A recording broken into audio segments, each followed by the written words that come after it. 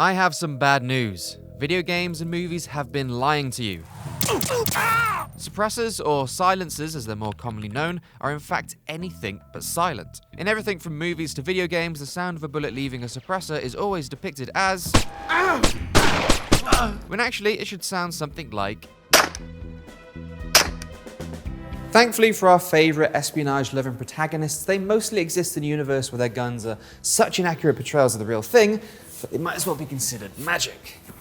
Whether it's protruding from the barrel of Bond's Walther PPK in GoldenEye or being screwed onto the end of Snake's SOCOM in Metal Gear Solid, the action genre loves the suppressor.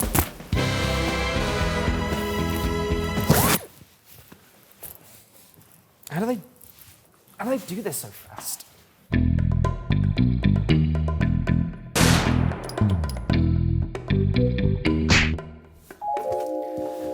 Suppressors are a mainstay in the armory of the modern assassin or spec ops team, and because of this, they're considered to be a fairly new invention, something that was created for the modern era of warfare.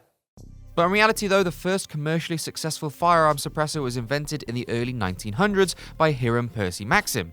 Guns obviously run in his family, as his father created the Maxim gun, a heavy-duty weapon that was widely used by the British in their effort to control their worldwide colonies, as well as being utilised in huge numbers at the Western Front in World War I, where it became responsible for the conflict's grim nickname, the Machine Gun War.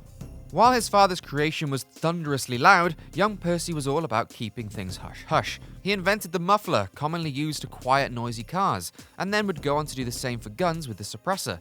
The technology was patented in 1909 and was advertised to sports shooters with the pitch that the suppressor would enhance the shooting experience by reducing the risk of hearing damage and noise pollution. Advertising focused on presenting the devices as silencers, but in reality they only served to slightly reduce noise and muzzle flash. Again, not silent, but quite enough to get 26th President Teddy Roosevelt to buy one for shooting rabbits in his backyard without waking the neighbors. While the invention of Percy's father would go on to make a huge impact in World War I, the suppressor would influence World War II in a much more subtle way. The Office of Strategic Services, or OSS, was an American organization and forerunner to the CIA, which was founded to conduct clandestine missions such as spying, sabotage, and intelligence gathering during World War II.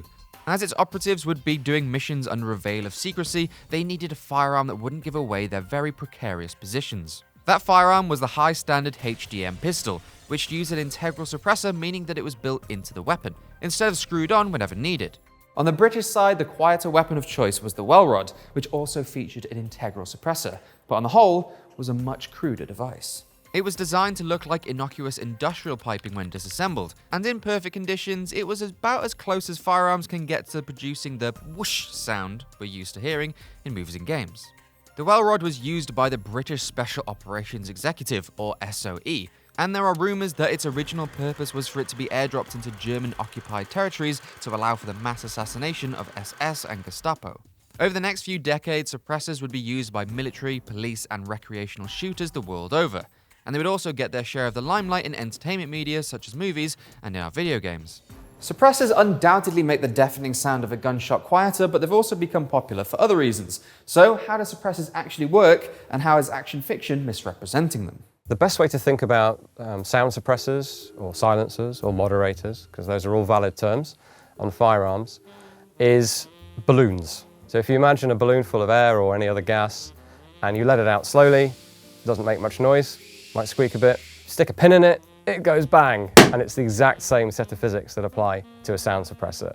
You're letting the air out slowly. The silencer specifically targets the volume of the muzzle blast, and it does that by creating room for those propellant gases to move into space, expand, and expel some of their energy.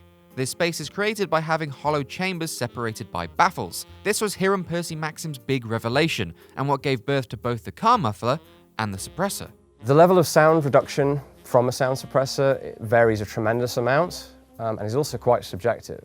It depends on the environment as well. On broad average, you might reduce the report of, say, a pistol with a suppressor of a given type, or regardless of caliber, by perhaps 30 decibels. That's actually a lot. They still make a bang. They are used to reduce the report. So it's safer on your ears, for one thing, if you're moving and fighting or shooting in built up or a close environment. The enemy that you're fighting or shooting at might not know it's a gun until it's too late. So that's one sort of military use of suppressors. They reduce recoil slightly as well. They eliminate flash, so they don't just suppress sound, they almost eliminate flash. So they have a valid set of uses, but they're not the absolute silent death dealers that we've been conditioned to believe.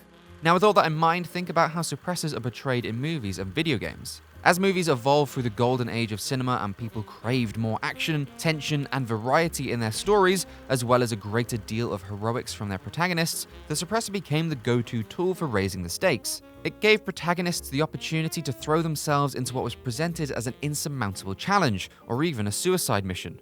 However, by taking a suppressed weapon and employing stealth, their odds were slightly better. These conditions naturally created scenarios that were more tense for the audience, but of course for that to happen they would need to believe that a suppressor would eliminate the sound of a gunshot entirely, instead of just slightly. For the most part, films will go down this avenue of complete silence to allow for their super spies to enter secret bases undetected. But there are some movies that have portrayed the seemingly magical tubes of metal and rubber in a more realistic light. Zero Dark 30 and the Bourne films are a couple of notable examples, as is the first John Wick movie. However, John Wick 2 took some liberties in its subway shootout scene. In the movie, Mr. Wick's gunshots sounded like this. But in reality, it would have sounded like this. But I think we can all agree that that would be way less cool. While video games utilize the same line of thinking in the creation of their stories and characters, they also have gameplay considerations to make. There are hundreds of games that feature suppressors in some form or another, with some leading into the myths much more than others.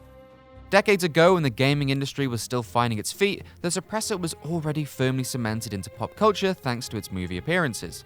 So, when they started appearing in games, age-appropriate gamers already knew what they were and what they could be used for. Anyone taking control of surveillance camera hater Solid Snake or the flat-textured embodiment of Pierce Brosnan on the Nintendo 64 knew the suppressor was perfect for taking out the enemy undetected. Just like in the movies, suppressors being presented with the ability to completely silence bullets is a necessity for enabling stealth gameplay and helps to support the mechanics that are a key to the genre.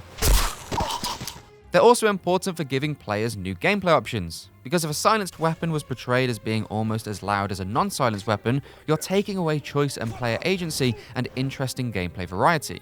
As I'm sure you can imagine, sneaking around Outer Haven as Snake would be much less fun without a silencer. Sam Fisher probably wouldn't be shooting out lights if each gunshot was echoing around whatever location he's trying to sneak into, and Agent 47 would have been shot long before anyone could sully his good name with lackluster film adaptations.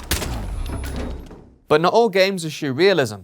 Some toe the line of that realism and put a lot of work into making sure their virtual firearms look and feel authentic. I took to some virtual firing ranges to see how different games handle suppressors. Arma 3, being a game that's applauded for its realism, still mutes down some of its weapons, but a silenced rifle, especially a higher caliber one, still has a pretty hefty audible report when fired. The Modern Warfare series has changed quite significantly when you measure the whisper quiet suppressors of Modern Warfare 2 to the much louder suppressed gunshots of the 2019 Modern Warfare reboot. And well, in the stealthy titles of the Hitman series, they may as well be magic.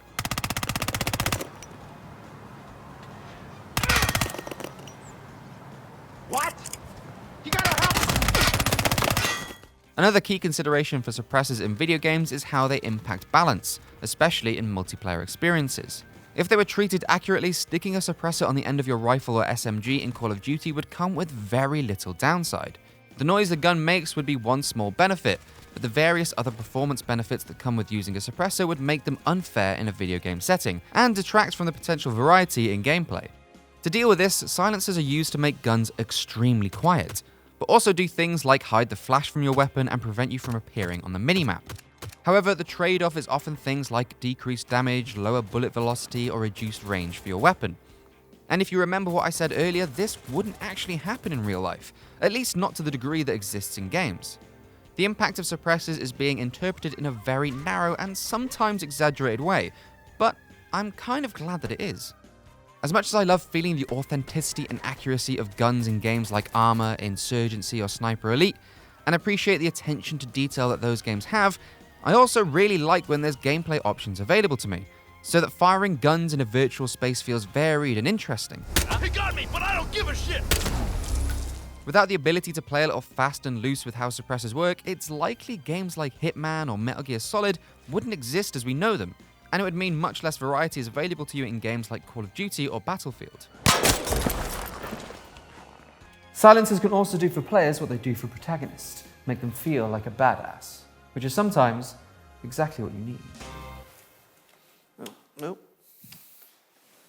oh, oh,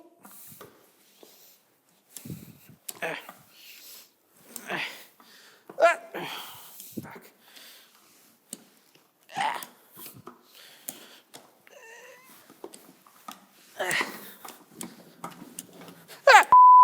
Thank you so much for watching this very espionage-filled episode of Loadout. If you enjoyed it, hit the like button, subscribe, and let your thoughts known in the comments section down below.